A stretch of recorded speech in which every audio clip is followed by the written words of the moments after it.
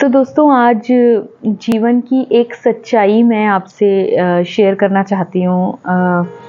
कई बार ऐसा होता है कि हमें कुछ चीज़ें अपनी जान से भी ज़्यादा प्यारी होती हैं, लेकिन हमें या उन लोगों को हमें अपने से दूर करना पड़ता है, क्योंकि शायद यही एक यूनिवर्सल ट्रुथ है, यही एक यूनिवर्सल रूल है। मेरे सामने एक एग्ज़ाम्पल आया कि मेरी बालकनी में एक कबूतरी ने अंडे दिए और उन अंडों को वो दिन रात सेकती थी। 24-24 घंटे उसने पूरे डेडिकेशन से उन अंडों को सेका और एक दिन उसमें से बहुत ही छोटे से प्यारे से बच्चे बाहर आ गए। 3 बच्चे हुए और उसके बाद भी वो उन बच्चों को पूरा टाइम देती थी, थोड़ा-थोड़ा खाना लेकर आती थी, उनको खिलाती थी।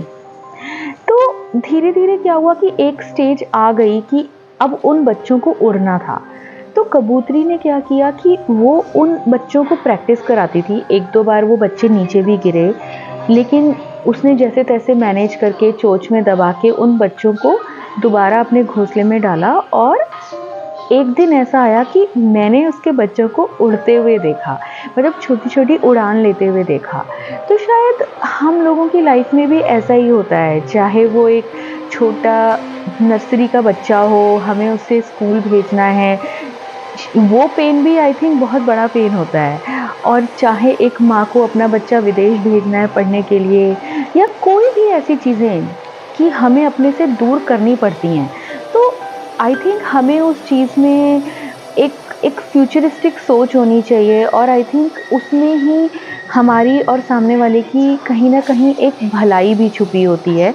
तो कहीं इन चीज़ों में हमें थोड़ा-सा स्ट्रॉन्ग होना पड़ेगा और जो चीज़ें हमें जान से भी ज़्यादा प्यारी हैं, उन्हें कई बार उनकी भलाई के लिए हमें दूर भेजना पड़ेगा।